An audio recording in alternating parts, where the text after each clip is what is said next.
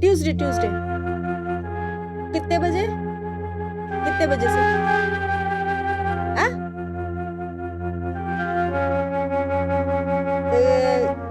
11 बजे से रख लो। हाँ।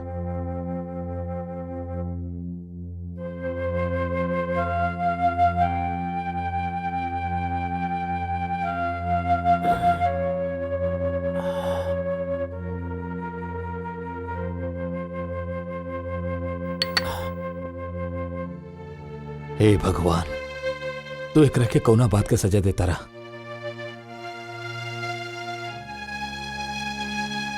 सुधीर,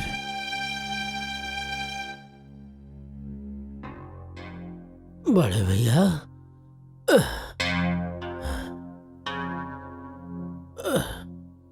सुधीर, अपने आप के संभाला। ये सब बर्दाश्त के एगो हद होला सुधीर। देखा, अब तो के चंद्रा के भूले के ही होगी। कम से कम ओकरा के भूले के कोशिश तो करे के ही पड़ी तो के, वरना ही सदमा तो हर जान ले ली सुधीर। और फिर तो के माधवी के भी तो ख्याल रखिए बना। तो हार और चंद्रा के इकलौती निशानी भी आऊ।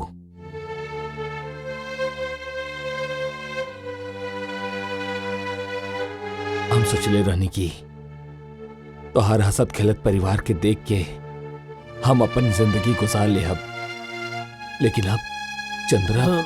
हम का करें, हम का कहें भैया।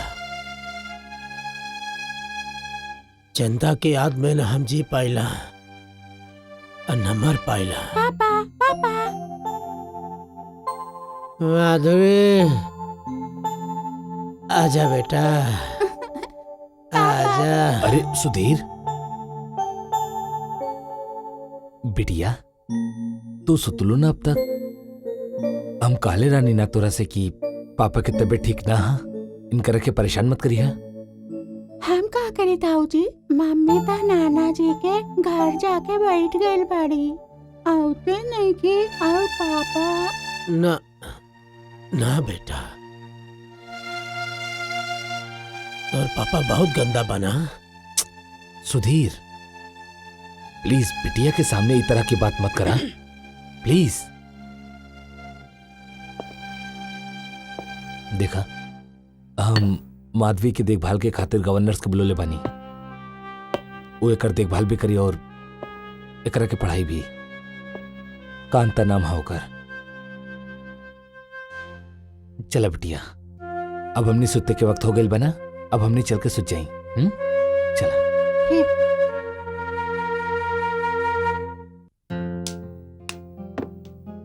ओके बाय, संभल के जाइए और अपन ध्यान रखिए, ठीक बा? डेफिनेटली। ठीक बा, bye, take care. I will. Okay by.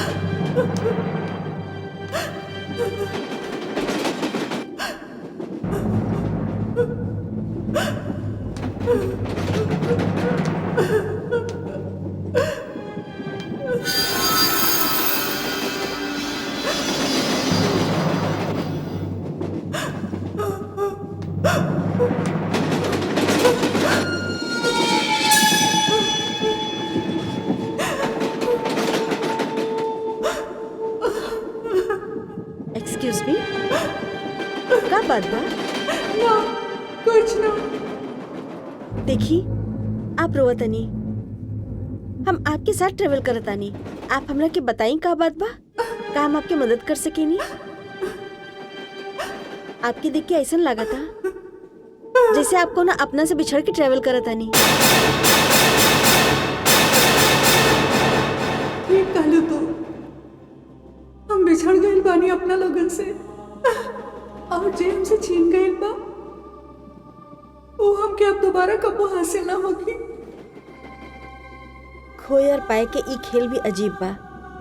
वैसे वैसे आप कहाँ जाता नी? तू कहाँ जात बड़ू? हम श्यामगढ़ हवेली जाता नी। आप ऐजा अकेली का बैठनी है? आई ना हमरा साथ बैठी। चलिए।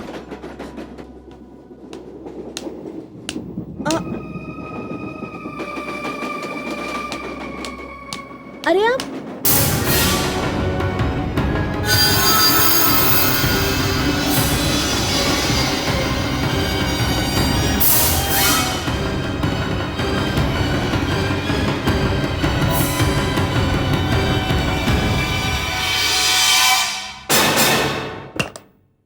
कहीं जी, हमरा के खुराना साहब से मिले के बाद। आप कांता जी जी आई थैंक यू।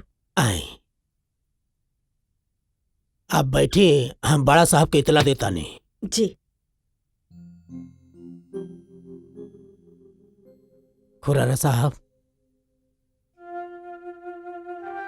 आपसे केहू कांता मिले आयल है।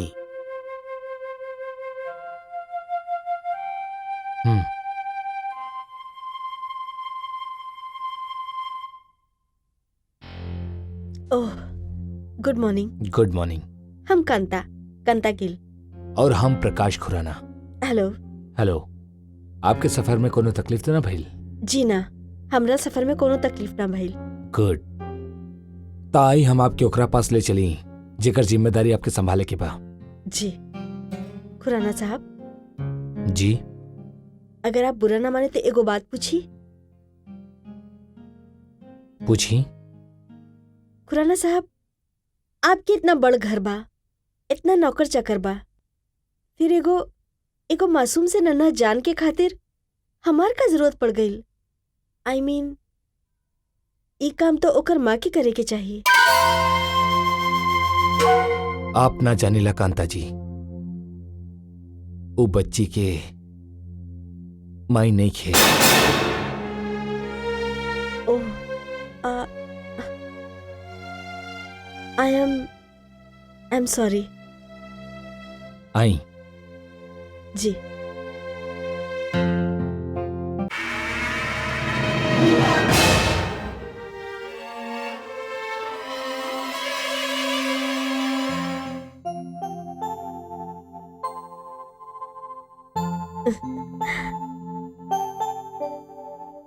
बहुत प्यारी बच्ची बा, वेरी क्यूट।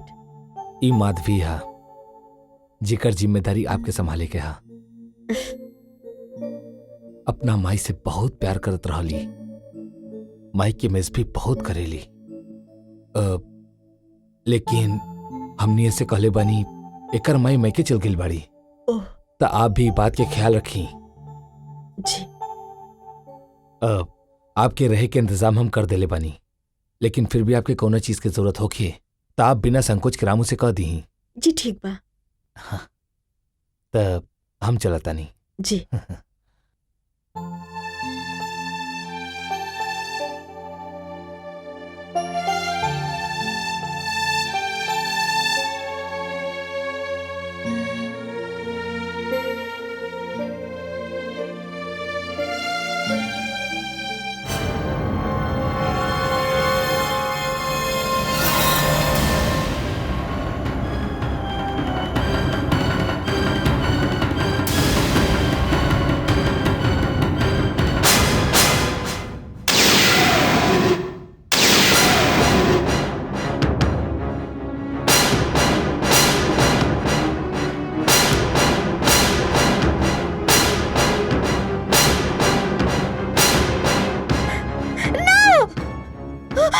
अरे कांता जी, ये का हो गई आपके? आप ठीक तो बनी?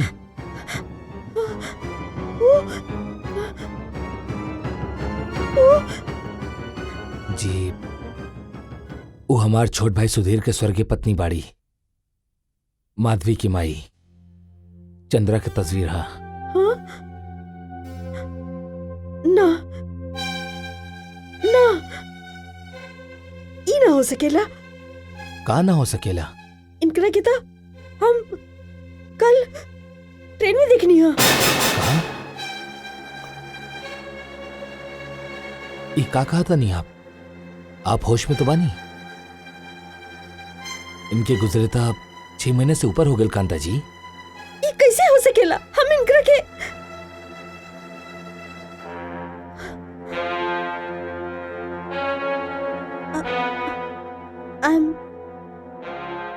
I am sorry. शायद हम इनकरा से मिला जुलत शक्ल के केहू और औरत के देख ले हो खब। ताऊ जी, अरे हमार बेटा। आहा, हमार बिटिया रानी जग गईली। हाँ ताऊ जी, हमके ऐसा लगल जैसे हमके केहू पुकार रहल बा। ताऊ जी, ई के बाड़ी?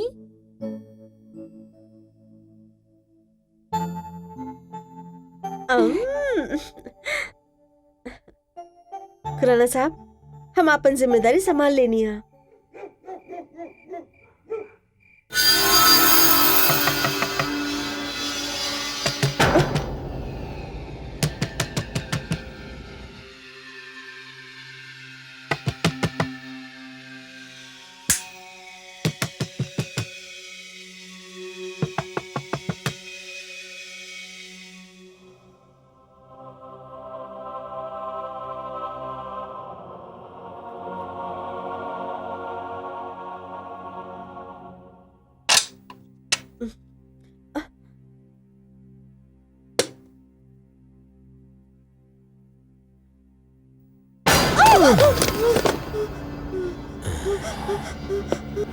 के बाजू तो के हम कांता के कांता? हम कोनो कांता के न जानी नहीं। बाहर जा, बाहर जा। देखी, आप जी के हुई बा, फिलहाल आप बाहर जाइए। सुना,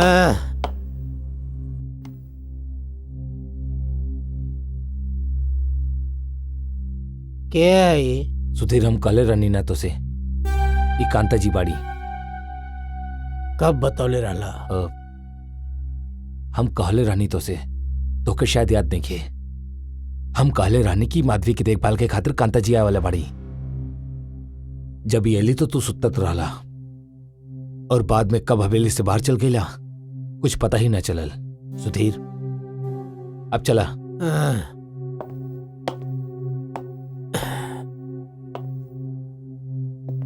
कांता जी, आई एम सॉरी।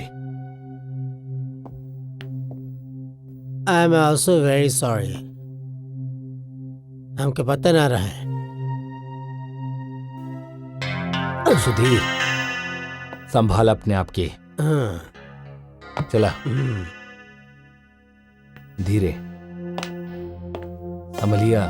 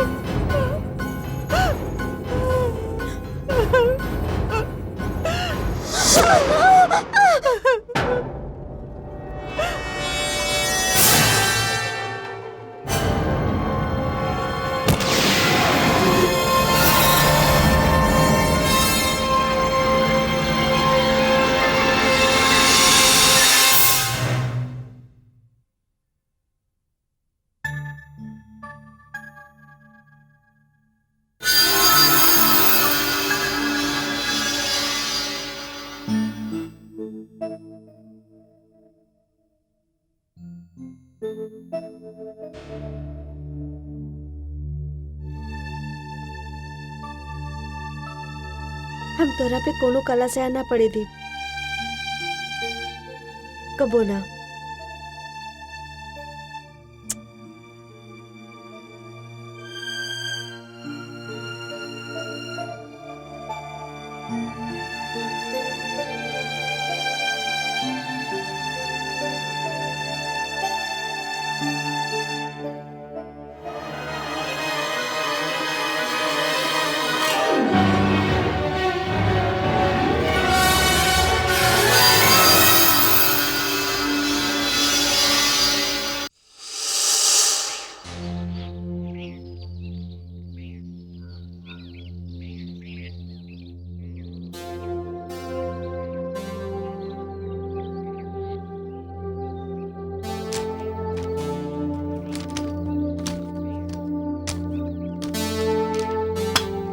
कांता जी, हम चाय बना दी? जी रामू काका। रामू काका एगो बात पूछी। जी। आप ई घर में कितने साल से काम करता नी? हमके यहाँ काम करत 30 बरस हो गए। हम तब यहाँ आयल रहनी जब बड़े सरकार जिंदा रहले।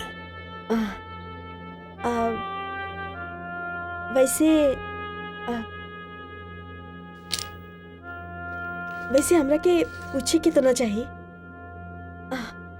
बस इंफॉर्मेशन खातिर पूछा था। नहीं, ई सुधीर बाबू के पत्नी चंद्रा जी के कोनो बहन भी बा? बहन? हाँ जी ना कांता जी, वो अपना माता पिता के इकलौती संतान रहली। यही खातिर उनके मौत के बाद उनकर सारा जायदाद छोटे मालिक के नाम हो गए। ओह, और उनकर मौत कैसे भइल? ये तो सारा दुनिया जाने ले, और बल्कि ये खबर तो सारा अखबार में छपल रहे। उस सुधीर बाबू के साथ बेंगलोर से ट्रेन में आवत रहली और ट्रेन के कंपार्टमेंट में ही केहू उनकर हत्या कर देहलस। पर ट्रेन में तो सुधीर बाबू रहे ना साथ में? हाँ, ये हादसा रात करीबन 3 बजे पेश आयल और वो वक्त सुधीर बाबू गहरा नींद में सुतल रहला है, और जब जगले तो सब कुछ खत्म हो चुकल रहे। और आपकी जानकारी खातिर इतना और बता दी कि पुलिस चंद्रा के कत्ल के इल्जाम में सुधीर बाबू के गिरफ्तार भी कैले रहे, मगर उनकर बड़ा भाई प्रकाश साहब उनके बचा ले। तो फिर चंद्रा जी के खून के केलस? पता ना, मगर अब्बू बहुत से लोग उन्हें कातिल समझल है। और आपका माने नहीं? हम ना मानी लेकिन सुधीर बाबू चंद्रा जी का कातिल हो सकल है। वो बेहद प्यार करते रहे चंद्रा जी के। उनकी मौत के बाद का हालत हो गई बा उनकर। जौन आदमी शराब के तरफ कबो देखत ना रहे, अब दिन रात शराब के नशा में डूबल रहेला। कांता जी, वो शराब पियल चंद्रा जी के गम भुलावे खातिर, मगर ना भुला पावेला चंद्रा जी के। हमरा के कबो कबो डर लगेला कहीं सुधीर बाबू अपने आप के ही ना खत्म कर ले।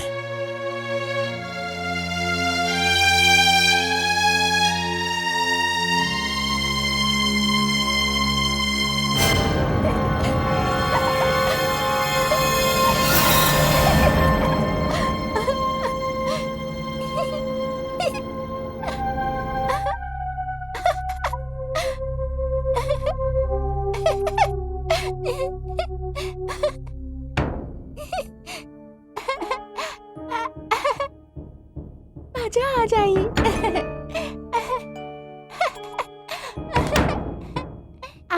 और फिर वो गिर जाला।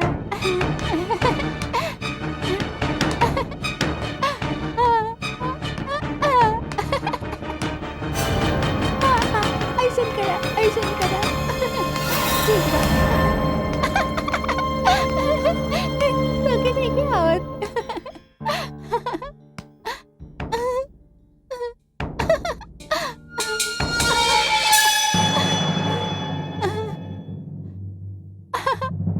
डैडी के ना बतावल जाई।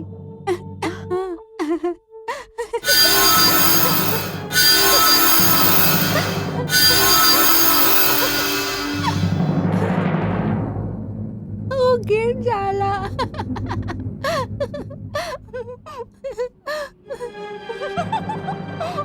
माधवी बेटा, आंटी। बेटा तू तू कैसे बात करत रहलू? मम्मी से। मम्मी? कहाँ बड़ी मम्मी? वही जे। अरे अभी अभी तो ये रालेन ओ कालेन हम दोनों लुका छिपी खेलल जाओ। बेटा बेटा तोहार माँ एजा कैसे आ सकेली? कैसे आ सकेली मतलब? उ तो आयल राले, उ तो कभी भी आवेली। उनका के आवे से केहू रोकी?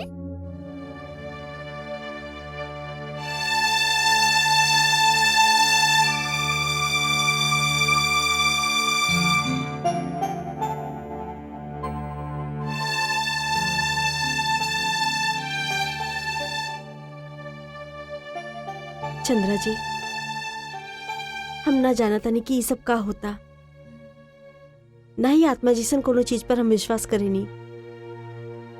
लेकिन हाँ, जे कुछ भी होता हमार समझ के बाहर बा।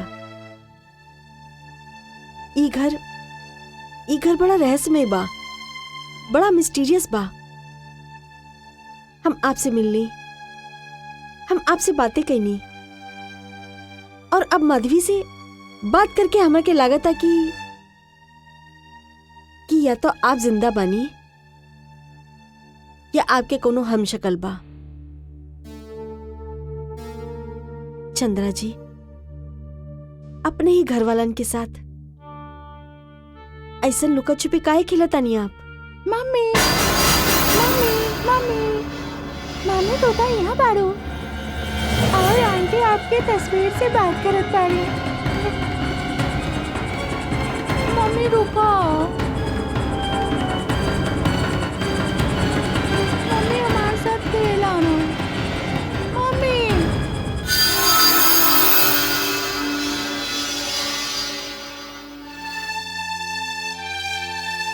केकरा से बात करत रहलू बेटा? मम्मी से। मम्मी? कहाँ बा तोहार मम्मी? अभी तो यही राली, लागत आपके देख के कहीं छुप गई। ना बेटा, एजा केहू ना बा। चलो बेटा, एको काम करतानी, तोहार बड़ पापा के गुड मॉर्निंग बोल के आवतानी। ओके? ओके।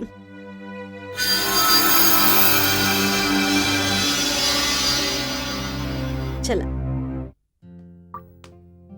रामू, सुधीर जाग गइल? जी ऊ गुड मॉर्निंग ताऊ जी। गुड मॉर्निंग बेटा। गुड मॉर्निंग खुराना गुड साहब। मॉर्निंग कांता जी। का बात बा, आज हमार बेटा तो बहुत सुंदर लगा था।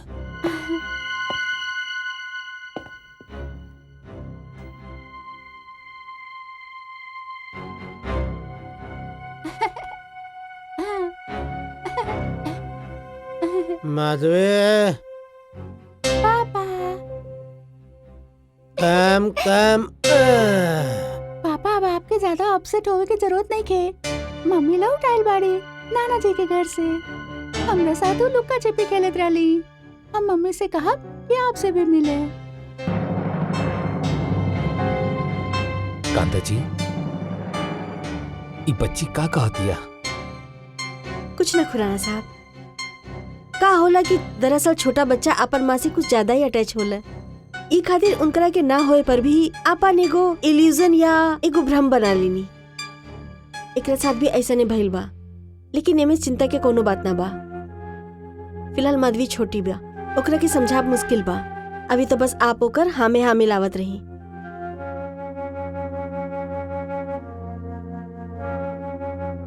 हमार बेटा चला। बेटा सुधीर, हमार बिटिया के हम किदा आवा बेटा। कांता जी,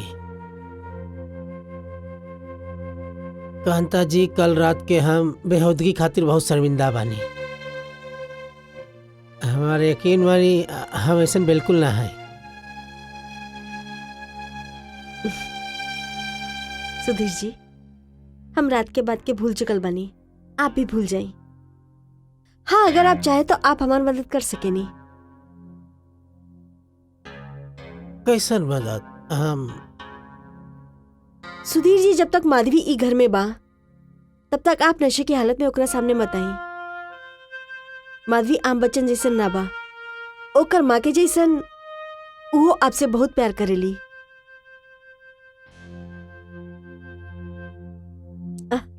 चलिए माधवी बेटा, स्कूल के टाइम हो गई बा। बाय कर दो सबके। बाय पापा, बाय ताऊजी। बाय। सॉरी भैया। अपने आप के संभाला सुधीर। हाँ, ई भी अब छोड़ दा। हाँ।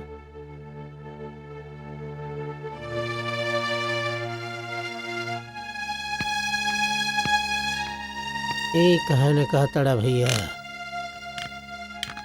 कि जेल छोड़ता।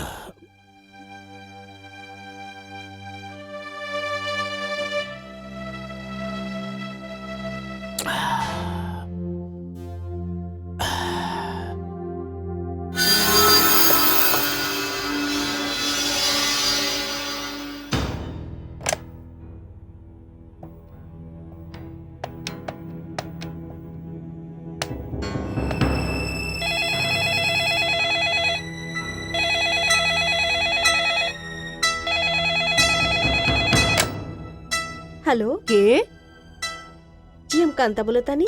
आपके बोलतानी? हम जे भी हई तोहार शुभ चिंतक हई। जी, आपके फोन करे के वजह? तो के ई बतावे खातिर कि जितना जल्दी हो सके तू ई घर छोड़ के चल जा। वहां तू एगो कातिल के बेटी के देखभाल कर रहल बाड़ू और वही जे तोहार जान खतरा में बा। कातिल? कातिल से आपके मतलब? हमार मतलब सुधीर से बा। उ कत्ल के मुकदमा से तब बच गईल, बाकी ओकर दिमागी हालत ठीक नहीं थे। जब ओपर दिमागी दौरा पड़ेला तो वो इंसान से हैवान बन जाला। उ कुछ भी कर सकेला और हम नहीं चाहत कि ओकर पागलपन के शिकार तू बना। जी, आपकी हमदर्दी खातिर शुक्रिया, लेकिन हम आपसे मिले चाहतनी। वो कातिल के बारे में और जाने चाहतनी। ना, ई मुमकिन नहीं खे। हमके तोरा के सावधान करे के रहे, हम कर देहनी। हमार काम खत्म हो गए। हम आखिरी बार कहतानी, सुधीर से बच के रही। हा हेलो हेलो,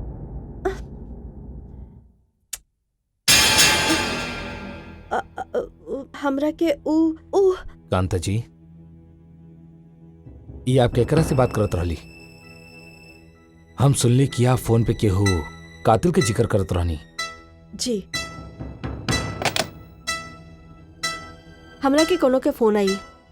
ऊ हमरा से कैलाश की चंद्रा जी के कातिल ये हवेली में बा। झूठ बाई, ये सब बकवास बा। हमार भाई सुधीर तो बेगुनाह बा, ओकरा के तो कानून भी छोड़ देले बा। कानून की गिरफ्त से छूट जाए के मतलब ई तो ना बा कि ऊ बेगुनाह बा। Shut up. कांता जी, आप एजा माधवी की देखभाल करे आयल बानी या हमार भाई के कातिल साबित करे? आयल तो खाली माधवी की देखभाल करे खातिर खुराना साहब, लेकिन एगो बात की जानकारी आपके देवे जरूरी समझता नहीं। माधवी जे कुछ भी कहा तारी चंद्रा जी के बारे में, वो बिल्कुल भी झूठ ना बा।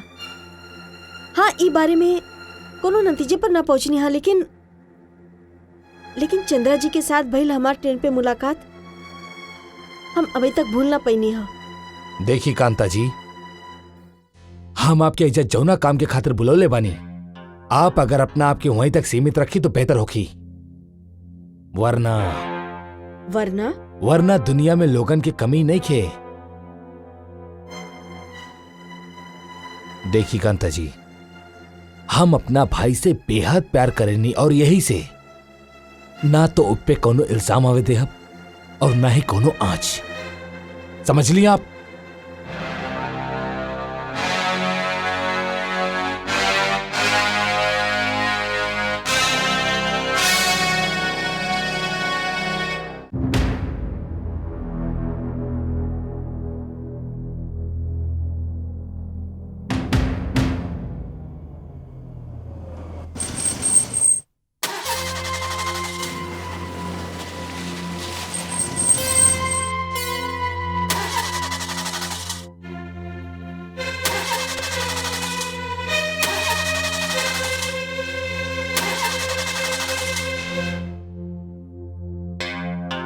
का बात बा?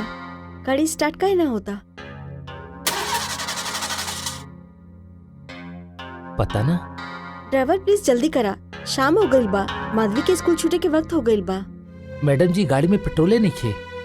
का बिना पेट्रोल के गाड़ी चलावेला? पेट्रोल काहे ना भरेला तू? यह तो अचरज की बात है, हम तो टंकी फुल करो ले रानी, पर इनमें तो बिल्कुल पेट्रोल नहीं खे। मैडम एजे ही थोड़ा दूरी पे पेट्रोल पंप बा, आप कहीं तो मैं वही पेट्रोल लेके आवता नहीं। ठीक बा, और कोई चारा भी तो ना बा।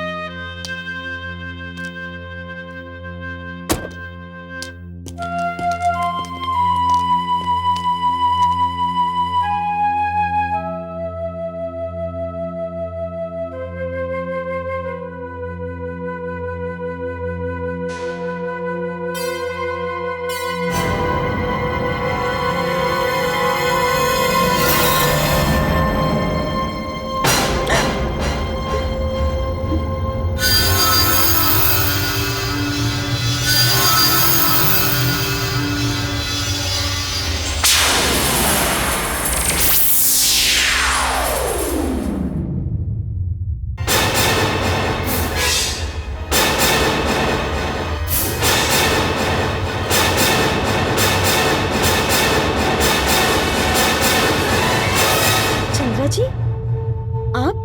हाँ, हम। मतलब वो दिन हम आपके ट्रेन में देख रही लानी, वो हमार वहम न रहे। और अब भी तोहार भरम नहीं खे। पर आप जिंदा कैसे हो सके नहीं? आप तो चंद्रा जी तो मर चुकल बानी। कांता, वो लोग बड़ा खुशनसीब होखेले जे अपना मौत मरेले, वो शांति से मरेले। और कुछ ऐसे बदनसीब होखेले जो मार देहल जाले और फिर उनकर आत्मा भटकत रहेले। आत्मा? हाँ, आत्मा। मतलब कि आप? मैडम जी हाँ? अरे ओ, कावल मैडम जी, हम पेट्रोल ले आयल बानी, आप गाड़ी में बैठ जाएं।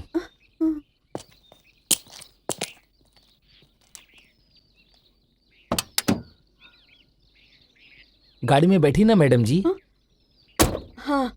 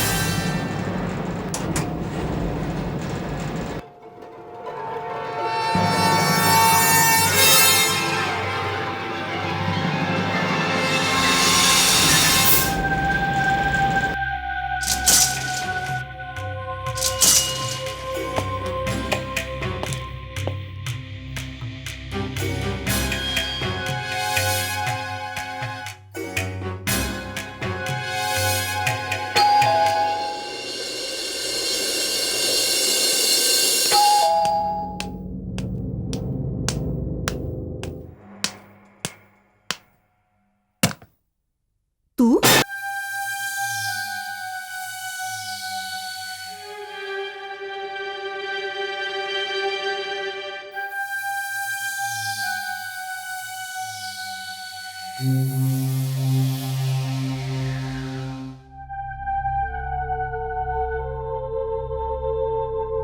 कांता, उठा कांता।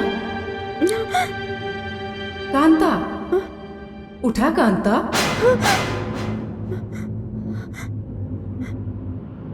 केबा? केबा?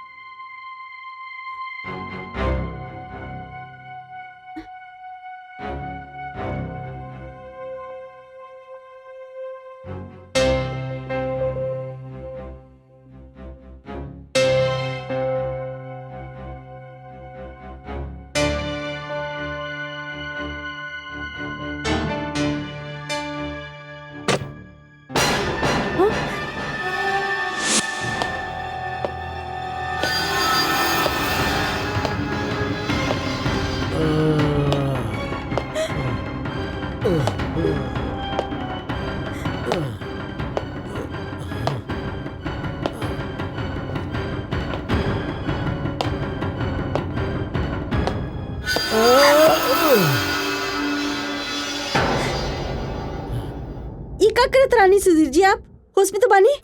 एक कदम और चलती तो गिर जाती। तो गिर जाए देहले हो तू। का आपके अपन जन के कोनो परवाह ना बा? कौन जान, कैसन जान?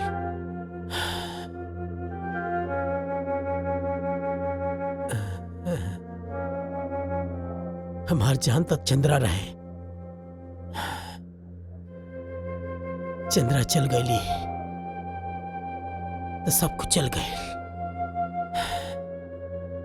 अभी खोखला शरीर के कहा खराब हम जाना तारू। लोग का कहल है, लोग कहल है हम चंद्रा के जान ले ली। ये हमरे माथा पे कलंक बा, ये हमरे माथा पे कलंक बा। ये कलंक के साथ जिंदा कैसे रह सकेली? हम चंद्रा के जान ले ली, कैसे जिंदा रह सकेली हम? का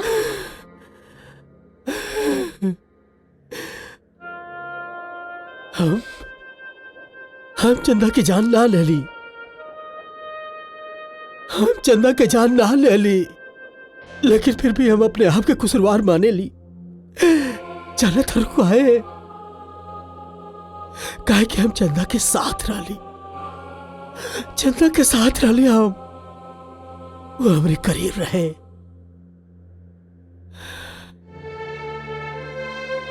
लेकिन हम फिर भी ओकरा के बचा ना पौली, हम ओकर हिफाजत ना कर पौली। हम अपने बीवी के मौत के गुनहगार बानी। ये एहसास आपके मौत के करीब ले जाता रहा और आप ये एहसास से बचे की कोशिश न करनी। आप ये तक जाने की कोशिश न करनी कि आपके बीवी चंद्रा के खून की किलस और काहे। सुधीर जी, सुधीर जी, आप ये तक भूल गई नहीं कि आपकी बीवी की अमानत आपकी बेटी माधवी आपके साथ बा। अगर आपके कुछ हो जाई तो ओकर का होई? का आपके कोनो जिम्मेदारी ना बनेला ओकर प्रति? देखिए सुधीर जी, ई ख्याल के अपन दिमाग से निकाल दी कि आपकी बीवी के खून आप कहीं नहीं। हाँ, निकाल दी ई ख्याल के अपन दिमाग से बाहर, प्लीज। संभाल के।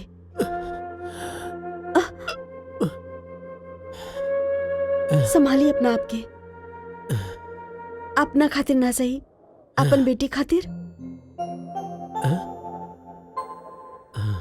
आई, हम आपके कमरा तक छोड़ देता नहीं। चलिए।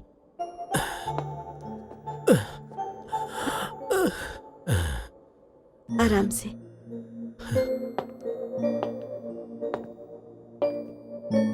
आराम से।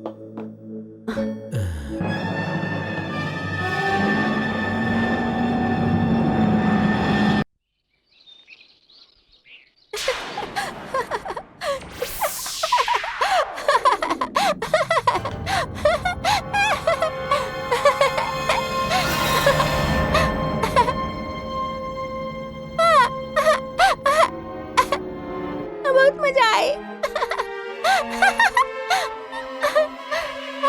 और फिर गिर जाए।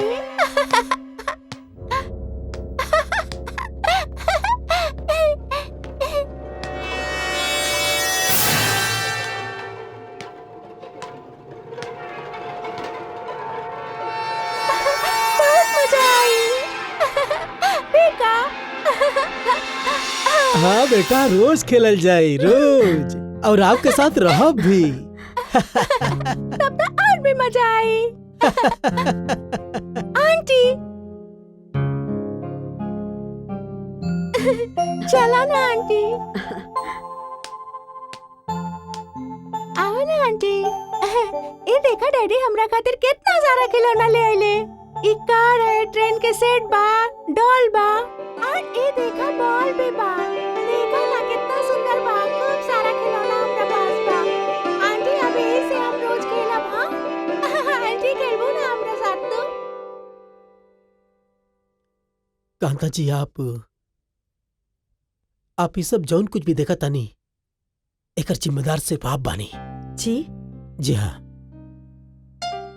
ये सब कुछ आपके वजह से ही होत बा। और बाप कल जाई, आज हम आपके पहली बार अपने पूरा होश हवास में देखा तानी।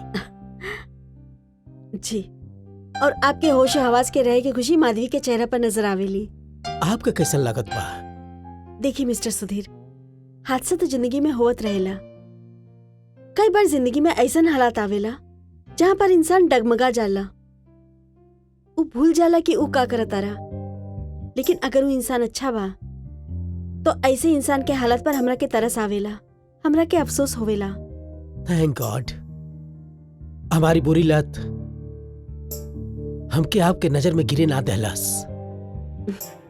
हमरा के तो बस ये बात के खुशी बा कि प्यारी सी बच्ची के फिर से अपन सरपरस्त मिल गई।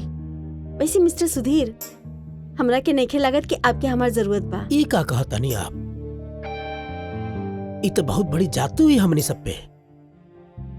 हमारे यकीन मानी, बड़का भैया आपके यहाँ बुला के हम सब पे बहुत बड़ा एहसान कैले बाड़े। अब तो हम संभलल शुरू कैले बानी, अपने पैर पे खड़ा होए शुरू कैले बानी। और आप ई घर के, ई बिखर गई जिंदगी के आपके जरूरत बा। काहे माधवी? अरे माधवी कहाँ चल गए? पापा, यहाँ आवा पापा। हाँ, ये देखल जाओ कहाँ से आवाज आवत बा। पता बा, आपके पापा देख ली है, सरप्राइज हो जाई है। आप कहीं जाइए हाँ मत। माधवी, माधवी बेटा कहाँ बाड़ू तू? आई बाहर देखल जाओ। मम्मी आप यहीं रुकी, हम अभी पापा के लेके आवत आनी। पापा आप जल्दी चला, मम्मी ना आपके इंतजार करत बाड़ी। मम्मी कहाँ बाड़ी? मम्मी ओ डाली, अरे कहाँ गई mummy? Mummy, mummy, mummy, mummy, mummy, पापा, मम्मी कहाँ गई? Mummy, mummy. माधवी बेटा, अब तो हर मम्मी तुम्हारे पास कब्बो ना आई हैं। पापा ये कैसन बात कर रहा बानी? मम्मी तो अभी हमरे साथ ही रही हैं। अगर आपके मम्मी आपके साथ रहनी तो बहन कहाँ बाड़ी हो? बोला। माधवी बेटा, एजा आवा। बेटा, नेक्स्ट टाइम तोरा के तोहर मम्मा दिखे ना तो हमरा के तुरंत बुला लिहा, ओके? ओके। अब पढ़ाई करे के बाकी ना? हाँ, तो चला। अब आई ना।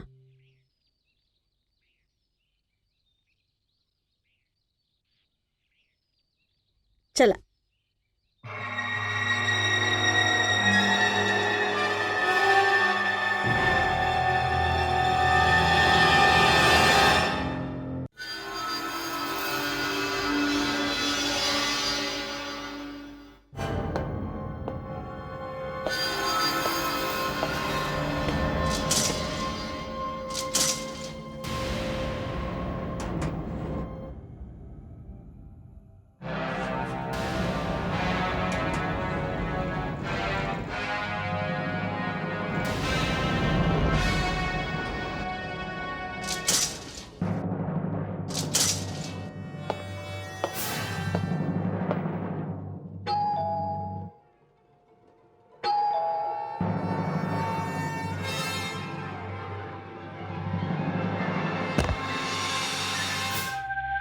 देर कैनी मेहरबा आवत आवत।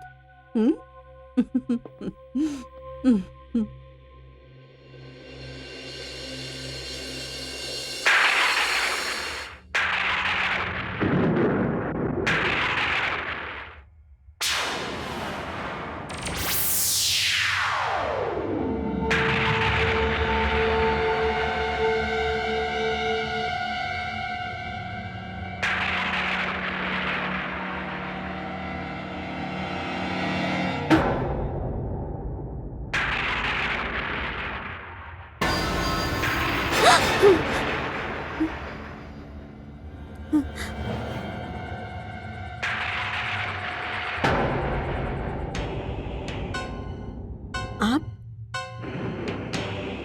देखी, अगर आप ई चाहता नहीं कि हमें जना रही तो हम चल जाए। वैसे भी हमार काम तो हो चुकल बा। माधवी के अब हमार जरूरत ना बा। बाकी सुधीर के तोहार जरूरत बा। हमको समझनी ना। ना, हम बिल्कुल सही समझत बानी। देखी, अगर हमनी के आज के बाद पर आपके ऐसा लागल तो वो सिर्फ एगो हमदर्दी के जज्बा रहे। सुधीर बाबू एगो बहुत अच्छा और नेक इंसान बा। इहे तो हम तोरा से कहे चाहत बानी कि सुधीर ना केवल अच्छा और नेक बाड़े बल्कि बहुत भोला भी बाड़े।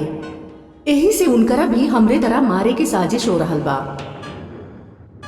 और फिर तू ये काहे ना सोचे लो कि जे हमार हत्या कैलस वो हत्यारा अब तक पकड़ल न गईल और अब ओकर दूसर शिकार बा सुधीर। का? मगर ऊ बा के बताओ बनी, ऊ कातिल कल रात सुधीर के मारे के कोशिश कैलस। बाकी ऐन वक्त पर तू वहां पहुंच के सुधीर के जान बचा ले लू। मगर कल रात तो खुद शराब के नशे में दूध टेरेस पर पहुंच गई रहनी। कांता, तू का समझे लू कि सुधीर शराब के नशा में खुद सीढ़ी चढ़कर ई घर के छत तक पहुंच गए?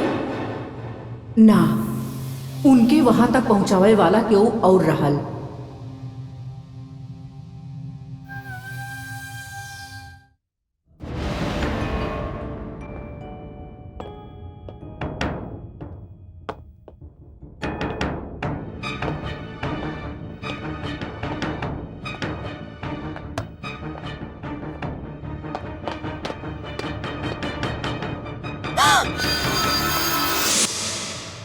चंद्रा, आखिर उस शख्स बा के जे ई तरह ई घर में आके ई खेल खेलता।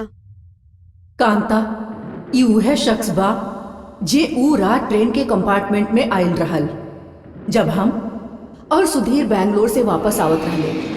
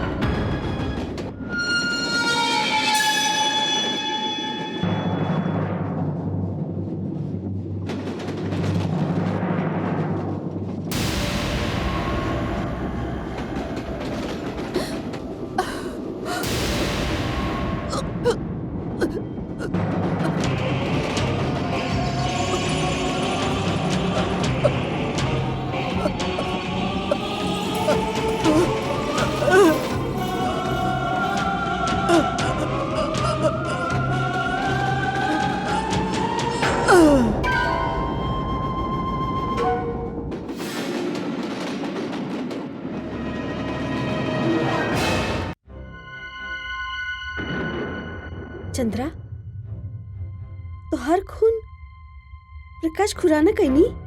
हाँ, पर कांता, ई सारा बात से पहले ई घर में एगो घटना घटल रहल। प्रकाश खुराना के हाथ उनके पिता अमरनाथ के हाथ से लिखल डायरी लागल। ऊ डायरी में हमार ससुर जी लिखले रहले कि प्रकाश खुराना, जेके ऊ अच्छा चाल चलन के आदमी समझत रहले, ऊ ऐसन नइखे। प्रकाश खुराना निहायत अय्याश तरह के आदमी बाड़े। ऊ ई जायदाद संभाल ना पई है।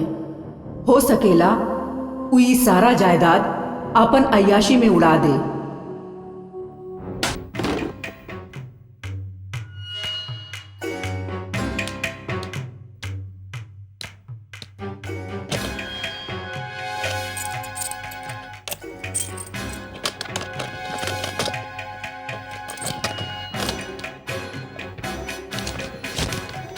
यही से वो अपन एगो नया वसीयतनामा तैयार कैले, जेकरा मुताबिक वो अपन सारा जायदाद अपन छोट बेटा सुधीर के नाम कर देले रहले। ऊ पढ़ के प्रकाश खुराना बहुत परेशान भइले। ई आप अच्छा न कैले पिताजी। तू? हाँ, हम।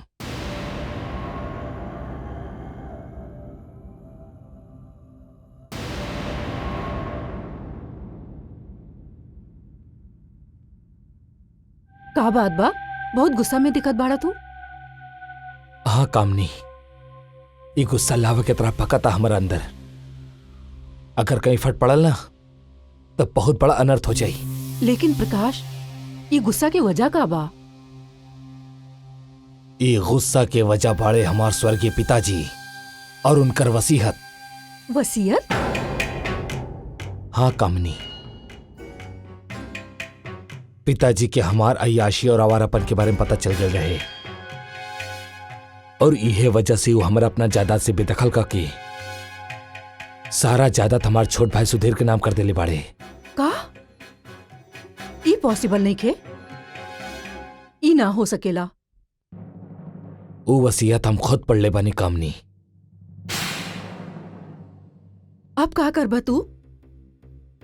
का करब? जौन अन्याय पिताजी हमरा साथ कले बाड़े ओके हम चुपचाप बर्दाश्त न करब। वो जायदाद पे जितना हक सुधीर के बा उतना ही हक हमार बा। बाकी अब तो वसीयत कुछ और ही कहले। वो वसीयत हमार तकदीर ना बदल सकेली कामनी। हम अपन तकदीर खुद बदल देहब। बाकी कैसे प्रकाश? सुधीर के खत्म करके। का? हाँ,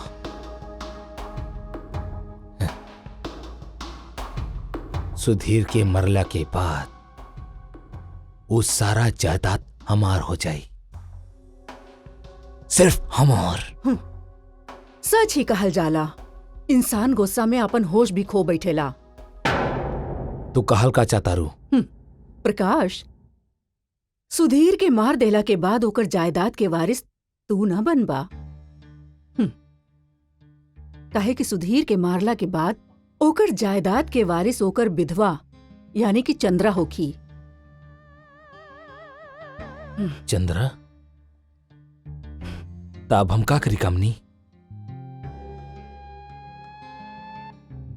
सुधीर के खत्म करे से पहले तो के चंद्रा के खत्म करे के होखी।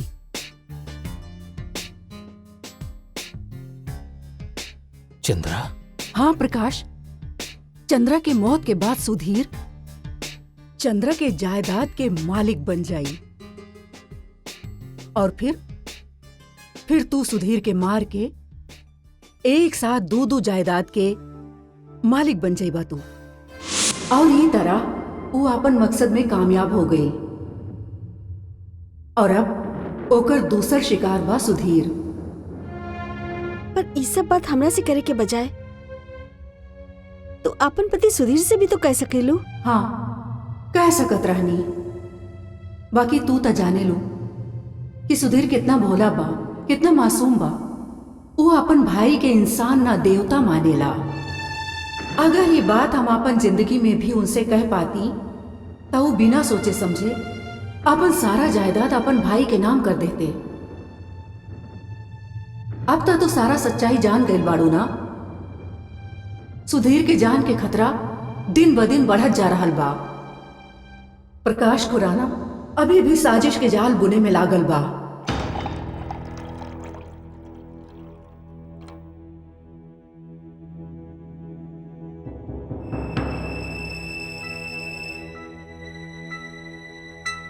प्रकाश,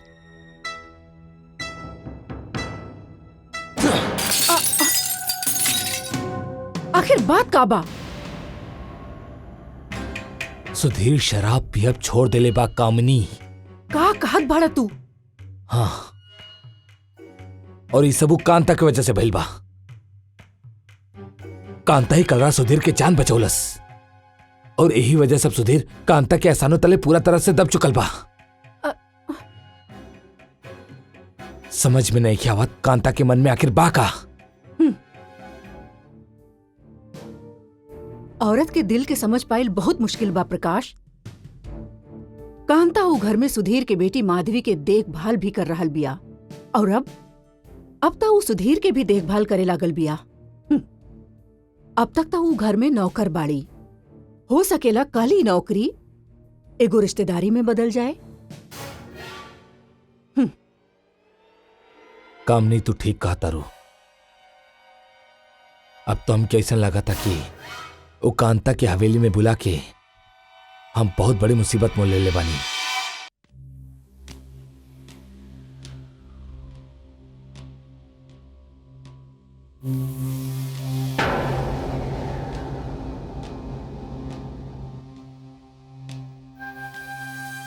अरे ये का करता नहीं आप?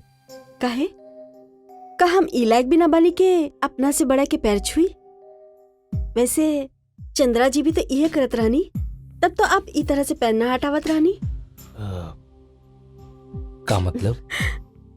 हमार मतलब ई बा कि छोटे ही तो बड़ा के पैर छुए नी और बड़ा उनकरा के आशीर्वाद देवे नी उनकर कामयाबी के खातिर। देखिए कांता जी, आप हमरा के कांता जी काहे कहे नी? सिर्फ कांता कही ना।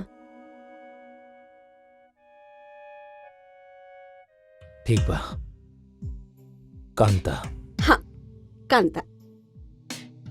खुराना साहब, आप हमरा के जे काम का खातिर बुलाईनी हा ऊ काम हम शुरू कर देनी हा। माधवी हमरा से अच्छा तरह से हिल मिल गईल बानी और आप तो दिखले हुई हैं। सुधीर बाबू भी काफी बदल गई नी हा।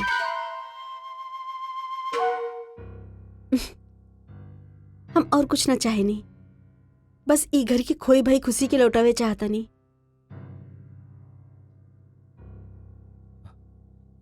ओह, हम चलत नहीं।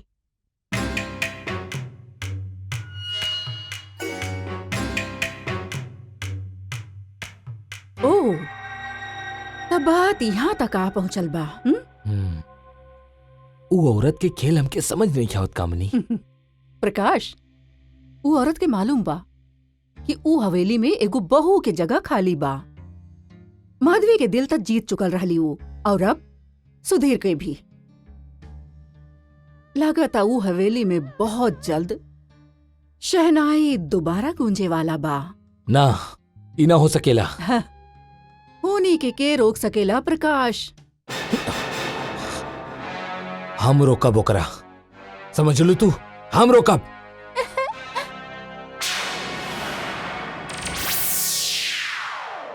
माधवी,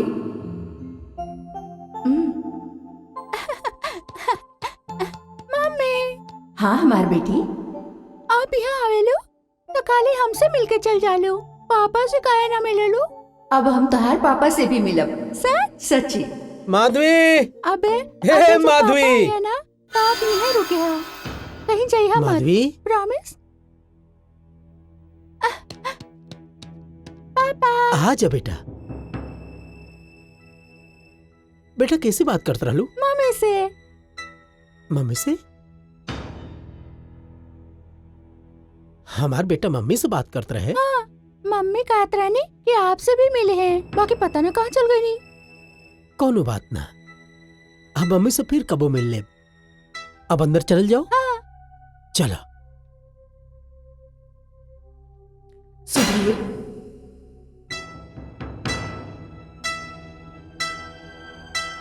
हम काले रहने ना कि मम्मी आई।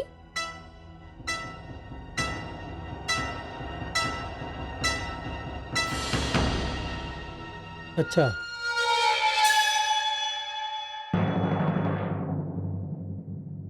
चंद्रा तू? हाँ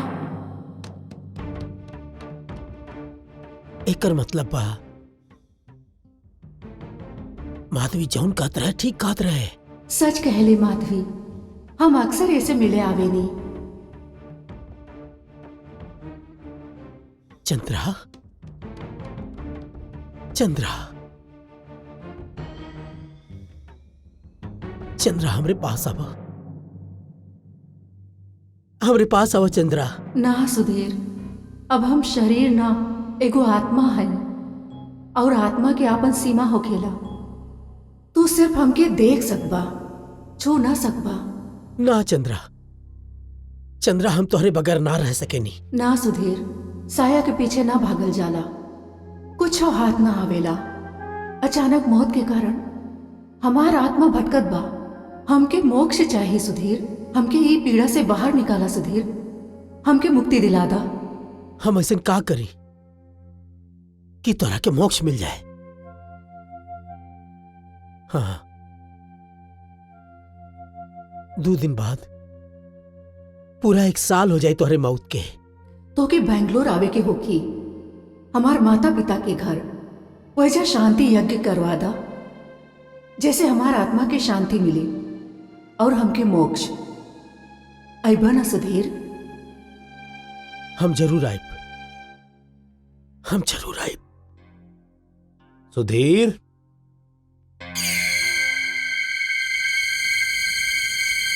चंद्रा, सुधीर, चंद्रा, चंद्रा! बड़का भैया, बड़का भैया चंद्रा आयल रहे, बड़का भैया चंद्रा आयल रहे। चंद्रा, हाँ ई तू का कहा तरा? हाँ बड़का भैया, बड़का भैया हम ओकरा के अभी अभी यहाँ देखनी। सुधीर, चंद्रा तो तुहार मन में बा, तुहार दिल में बा, तुहार ख्यालों में बा। अरे ना बड़का भैया, बल्कि चंद्रा हमसे खुद कह के गईली है कि 2 दिन बाद ओकर बरसी बा, और वो दिन ओकरा बरसी के दिन हम ओकरा माता पिता के घर बैंगलोर जाके शांति यज्ञ करवाई तो ओकरे आत्मा की शांति मिली। हम बैंगलोर जाए बड़का भैया, हम बैंगलोर जाए बड़का भैया। हाँ जरूर जा सुधीर, तू बैंगलोर जरूर जाइया। भैया, भैया हम कांता के भी साथ ले जाए। कांता के साथ लेके जावा तू? हाँ हाँ ठीक बा, ओके भी साथ लेके जा। दरअसल हम तोरा साथ है सुधीर, लेकिन यहाँ पे कुछ जरूरी काम बा। हाँ, लेकिन तू जरूर जाइया। हम जरूर जाए भैया।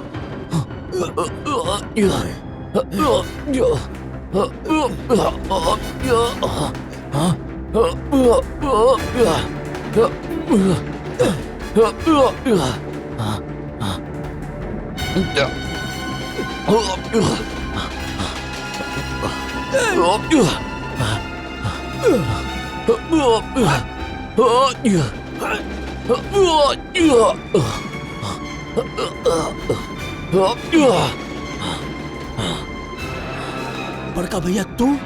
हाँ हम।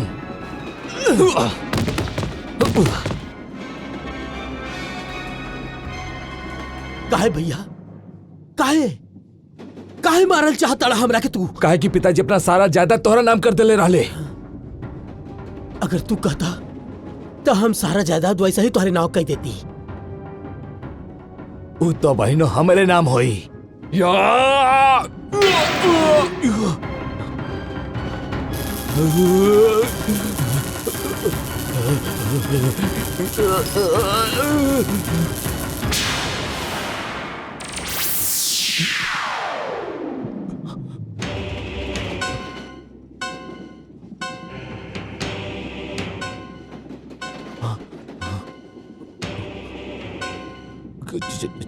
चंद्रा, चंद्रा तू हमके माफ कर दिया चंद्रा।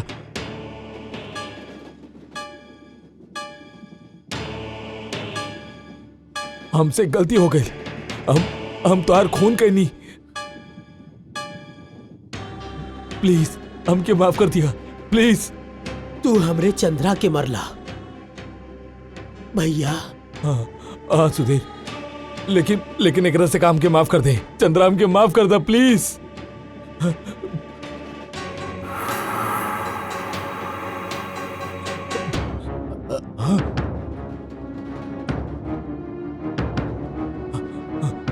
ना ना ना ना हमके माफ कर दा। चंद्रा ऐसा मत करा प्लीज। ना ना चंद्रा हमके बचावा प्लीज। ना बड़का भैया।